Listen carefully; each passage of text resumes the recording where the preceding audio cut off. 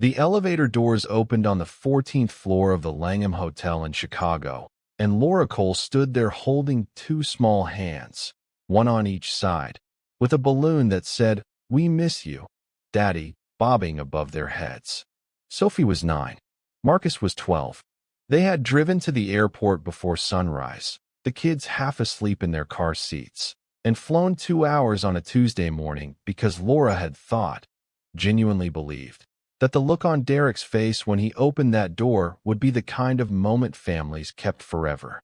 A photograph, a memory sealed in warmth. She had packed his favorite granola bars in her carry-on because he always forgot to eat when he traveled. She had worn the blue dress he once told her made her look like the woman he fell in love with. She was 42 years old, 16 years married, and completely certain, as she walked down that carpeted hallway, that she still knew this man. She did not know yet what she was about to find out. But she would, and she would never be the same again. Dear friends, welcome to Morel Folktales. If this is your first time here, I want you to feel seen, because the story you're about to hear is the kind that doesn't get told loudly enough. Before we go any further, please take 3 seconds, hit that subscribe button, tap the like, and ring that notification bell so you never miss a story like this. Drop a comment and tell me where in the world you're watching from right now. Are you in Texas, Ohio, Georgia, Florida? Let's build this community one real story at a time. Now sit down, because what happened behind that hotel room door is something you will not see coming. Laura had been married to Derek Cole since she was 26 years old. They had met in Charlotte, North Carolina, at a mutual friend's dinner party, the kind where everyone pretends to be more interesting than they are. Derek had been charming in a way that felt effortless, the kind of man who could hold a room without raising his voice. He was an architect by training and a real estate development consultant by profession, and over 16 years, he had built that career into something formidable. By the time this story begins, Derek was earning well over $300,000 a year consulting for a mid-sized development firm called Crestline Group, helping them broker land acquisition deals across the Midwest. He traveled often. Laura had accepted that as part of the life. What she had never accepted, because she had never been given a reason to, was the idea that his trips to Chicago or Denver or Atlanta were ever anything other than exactly what he said they were. She was wrong, but she didn't know it yet, not until room 1407. The door was slightly ajar. Not open, just not fully latched. The kind of careless mistake a person makes when they aren't expecting anyone. Laura stopped walking. Sophie tugged at her hand and whispered, "Mommy, is this Daddy's room?" And Laura said, "Yes, baby, just a second," in the calmest voice she could produce. Through that thin gap in the door, she could hear voices. 2 of them. And then laughter, quiet, private laughter, the kind that belongs to a conversation that has been going on for a very long time. She did not push the door open. She did not knock. She stood there in the hallway of the Langham Hotel in Chicago and understood, with a clarity so total it felt like cold water poured directly into her chest, exactly what she was hearing. Every wife knows the sound of her own husband's voice when he is happy. She also knows when that happiness was never meant for her. Laura took one slow breath. Then she turned to her children and smiled. "You know what? Let's go get ice cream first," she said. "We'll surprise Daddy at dinner instead. That'll be even better." Marcus looked skeptical. He was 12, old enough to notice things. But Sophie lit up immediately and said, "Can I get 2 scoops?" And Laura said, "You can get 3. She held their hands and walked them back to the elevator without a single tremor in her step. The balloon floated behind them.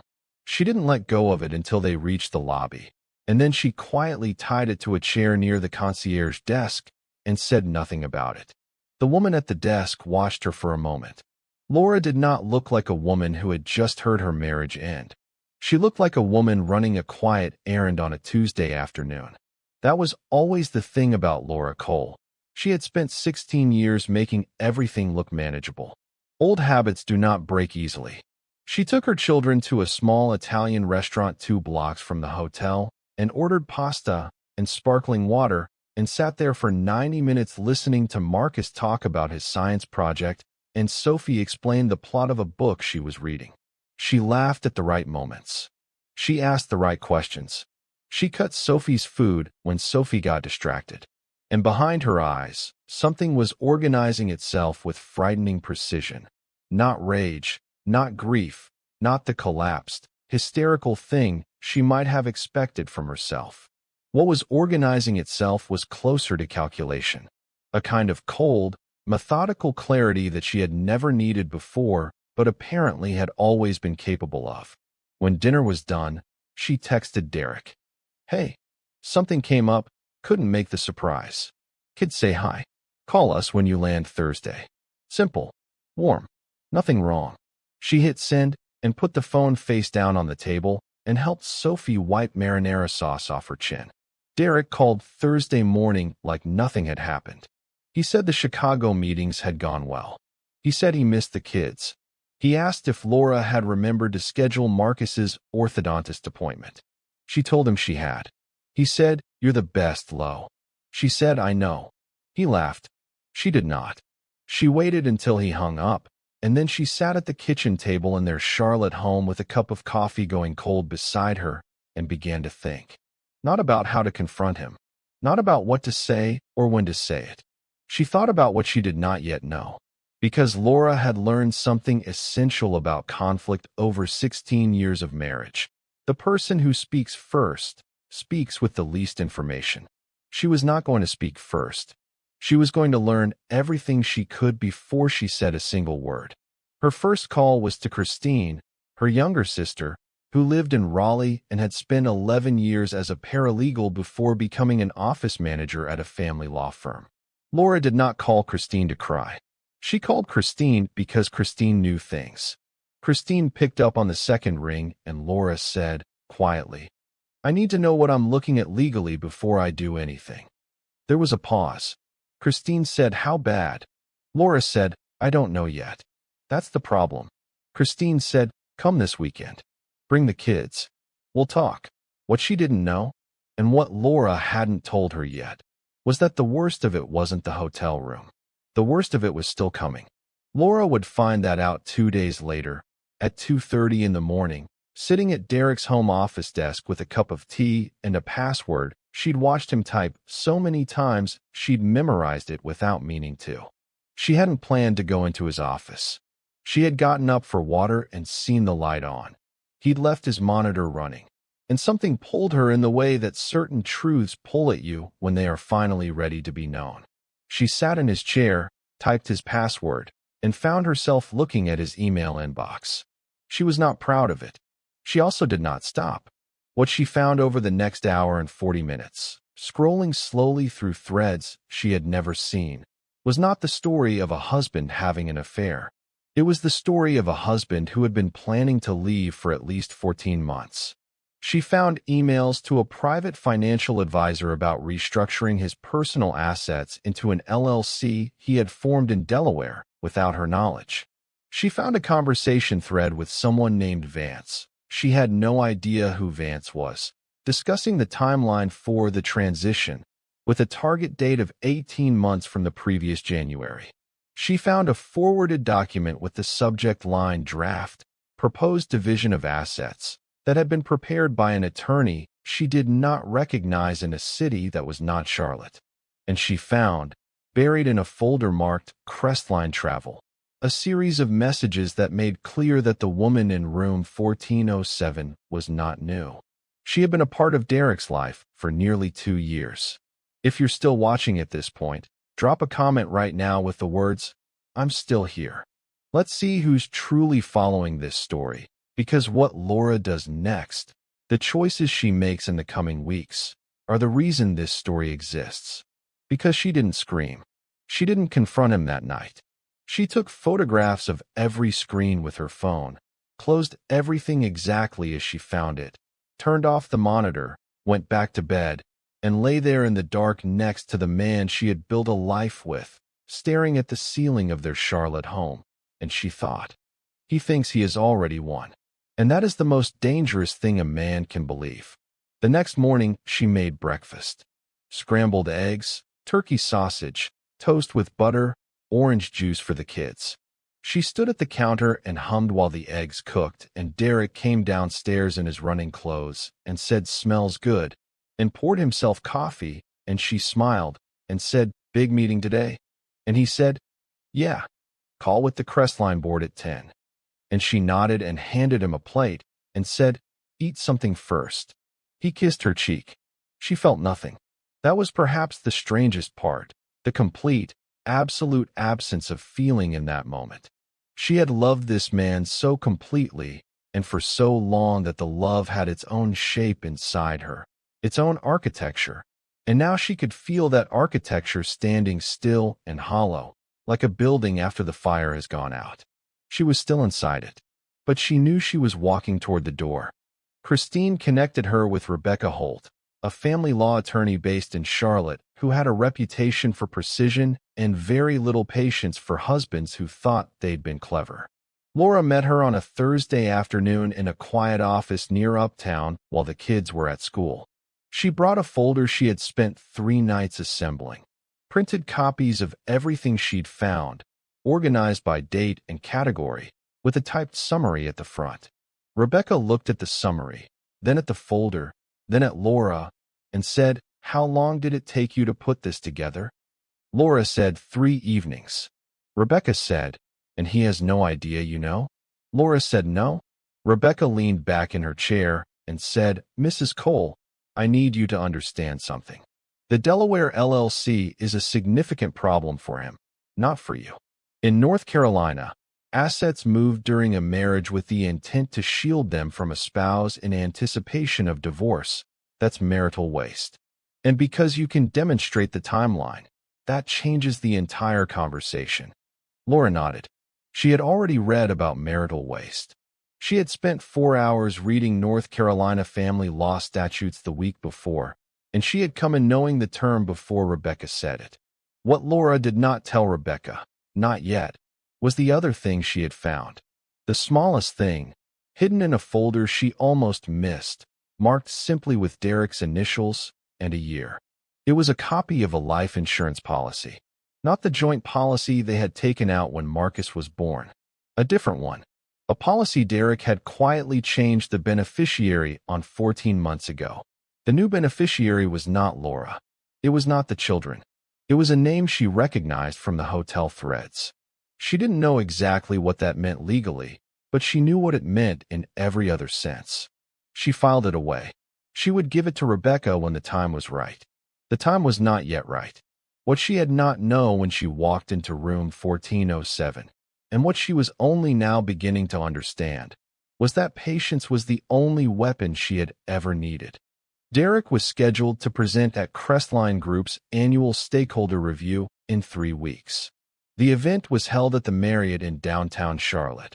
A formal dinner attended by investors, board members, and senior consultants. Derek had been preparing for it for 2 months. It was, he had told Laura more than once, the most important professional presentation of his career, a proposal to lead a brand new regional expansion division that would essentially double his role and his compensation at the firm. Laura had listened to him rehearse pieces of it at the kitchen table, at dinner, in the car. She had nodded and offered encouragement and told him it sounded strong. She had meant none of it, because 3 days before that event, Laura filed for divorce. She did not file in anger.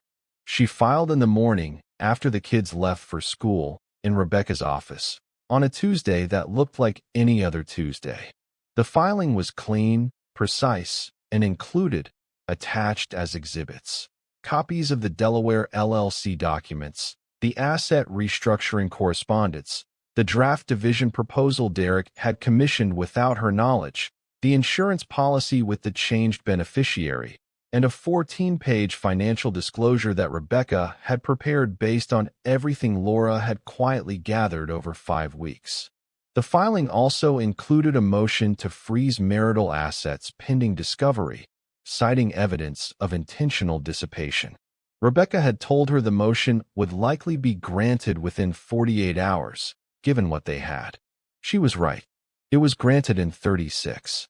Derek's Delaware LLC, the one he had spent over a year quietly building to shield his earnings, was immediately flagged as a marital asset subject to equitable distribution, precisely because the paper trail Laura had documented showed it was formed during the marriage with funds that passed through their joint accounts.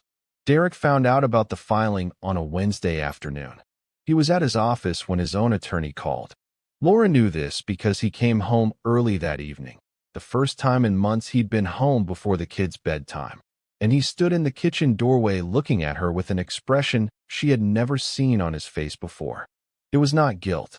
It was not grief. It was something more like recalibration, the expression of a man who has just discovered the board is not arranged the way he thought it was. She was cutting vegetables for dinner. She did not stop cutting. He said, "Laura." She said, "Dinner's in 40 minutes. He said, "We need to talk." She said, "We do. But not in front of the kids. Tonight, after 8, when they're in bed." He stood there for another moment, like he was waiting for something. An outburst, tears, the emotional reaction he had surely been anticipating and had built his plans around. She gave him nothing. She set the knife down, moved the cutting board to the side, and said, "Can you let the kids know you're home? Marcus has been asking about you." Derek blinked.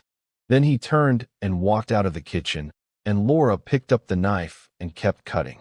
The conversation they had that night, after 8, in the living room of the home they had shared for 11 years, lasted 47 minutes. Laura had timed it. Derek began with an apology that was more explanation than remorse, a careful, lawyered version of events designed to frame his choices as the natural result of a marriage that had grown apart. Laura let him talk. She did not interrupt. She sat across from him in the armchair, not on the couch beside him, and she listened to his entire prepared statement with the composed attention of someone in a deposition. When he was done, she said, "I know about Delaware. I know about the insurance policy. I know about the 14 months. The color in Derek's face shifted. She watched it happen. She continued, "My attorney has already filed. The asset freeze is in place. We will handle this correctly, and we will handle it quietly, for the sake of our children. But I need you to understand, clearly, that I am not someone you outmaneuvered. I am someone who waited until I knew everything." He said nothing for a long time. Then he said quietly, "How long have you known?" She said, "Long enough." That was the only honest answer she could give without revealing how much of it was held together by 5 weeks of sleepless nights and a folder she'd built one document at a time. The Crestline stakeholder event happened on a Friday evening in early November, 3 weeks after the filing. Derek still went. He was a professional, and the presentation had nothing to do with his marriage, and Crestline knew nothing about his personal situation. But Laura went too. Not to the dinner. She wasn't invited, and she wouldn't have gone if she had been. She went to pick up Christine, who had driven down from Raleigh for the weekend to stay with the kids. They were sitting in Laura's kitchen drinking tea when Derek's attorney called Rebecca at 9:47 that night to begin preliminary settlement negotiations. Rebecca texted Laura, "They want to talk. I told them we're available Monday morning." Laura set her phone down and looked at Christine, and Christine said, "How are you feeling?" And Laura thought about it for a real moment. The way she hadn't allowed herself to think about it since the hallway of the Langham Hotel. And she said, "Like someone who finally stopped carrying something that was never supposed to be mine." Christine reached across the table and squeezed her hand. Neither of them said anything else for a while. The kids were asleep upstairs. The house was quiet in the way houses get in November, when the windows start to hold the cold.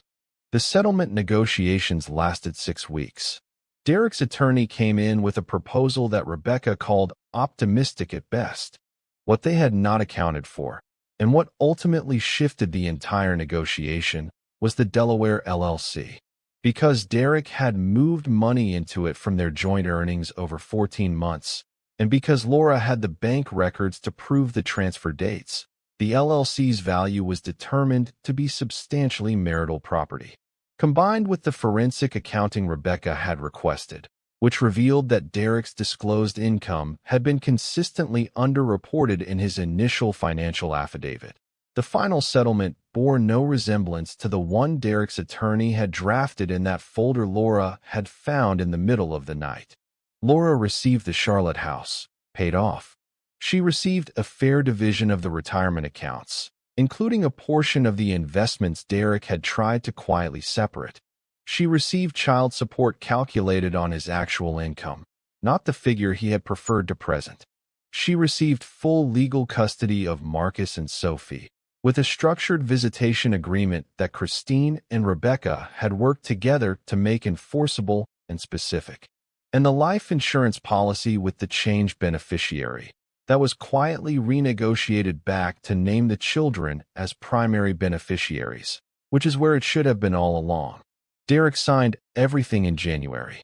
The divorce was finalized on a cold Friday morning that smelled like rain and black coffee and the particular quiet of a courthouse hallway. Laura drove home alone that afternoon.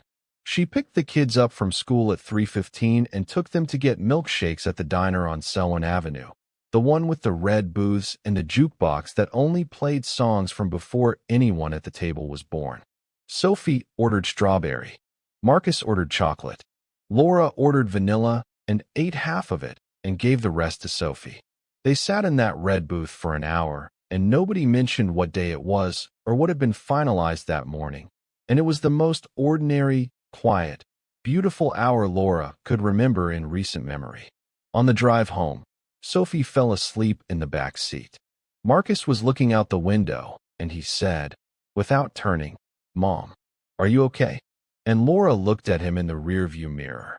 This boy who was nearly 13 and already watching the world with the careful eyes of someone who understood more than he let on. And she said, "I'm more okay than I've been in a long time." He nodded slowly. He believed her, because she meant it. The months that followed were not simple. Rebuilding after 16 years is not a single clean moment.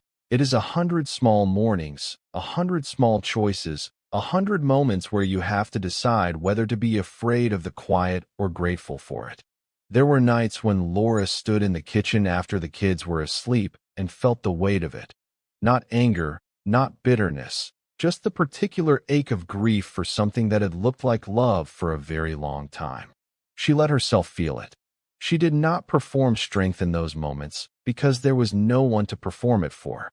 She sat with it, and she let it pass. And she woke up the next morning and made breakfast and drove carpools and attended school events and answered work emails and built, day by day, a life that was entirely her own. She had gone back to work full-time 4 months after the filing.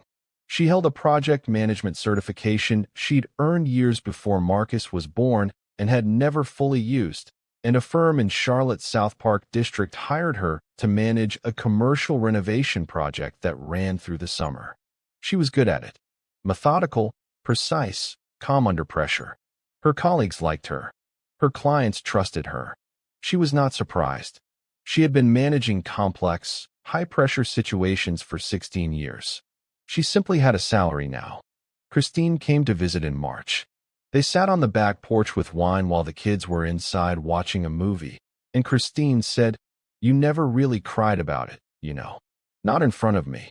Laura looked out at the backyard, at the garden she'd been slowly replanting since January, and she said, "I cried. I just made sure I was alone." Christine nodded. She understood. Some people grieve loudly, in company, in the arms of others. Laura had always grieved inward. Not because she was cold, but because she had learned a long time ago that her composure was one of the few things that was entirely hers, and she was not willing to surrender it even to sorrow. But there was one thing she kept. One small, ridiculous thing she had taken from a side table in the hotel lobby the afternoon she had walked her children away from room 1407. A dried sunflower petal that had fallen from a floral arrangement near the elevator. She hadn't known why she took it. She had tucked it into the pocket of her blue dress and forgotten it until that night in Charlotte when she emptied her pockets. She had kept it in a small dish on her bathroom windowsill ever since. She looked at it sometimes in the mornings, while the bathroom filled with steam, and she could hear the kids moving around down the hall, and it reminded her not of what she'd lost, but of what she'd held on to. Her composure, her children, her clarity. She had walked into that hotel believing she was surprising her husband, and in a way, she had. In April, Sophie came home from school and dropped her backpack by the front door and looked around at the house. The sunlight coming through the windows, the smell of something Laura was cooking in the kitchen, the sound of Marcus's music from upstairs, and she said, apropos of nothing, "Mommy, our house feels cozy." Laura stopped stirring and looked at her daughter. "Yeah." Sophie said, "Yeah. Like, really cozy. Like a hug." Laura felt something shift quietly in the center of her chest. Not grief, not anger, just the kind of warmth that had no name. The feeling of realizing you have built something real. She said, "I think so too, baby." Sophie grabbed an apple off the counter and went to do her homework. Laura stood at the stove and stared at nothing for a moment and thought, this is enough. More than enough. This is exactly what she had fought to protect, quietly, without anyone watching, without anyone knowing how precisely and deliberately she had made every single choice. This was the life. Whole, imperfect, warm, and entirely her own. If this story stayed with you, if Laura's quiet strength, her patience, her unshakable love for those children moved something in you, then this channel is the place you need to be. Hit that subscribe button right now. Leave a like, share this story with someone who needs to hear it today, and drop a comment below telling me what part of Laura's story hit you hardest. Was it the hallway at the Langham? Was it the kitchen the next morning? Was it Sophie calling the house cozy? Tell me, because stories like this don't just belong to the people who live them. They belong to everyone who has ever held their pain quietly and kept walking anyway. Thank you for watching. Thank you for being here. And I will see you in the next one.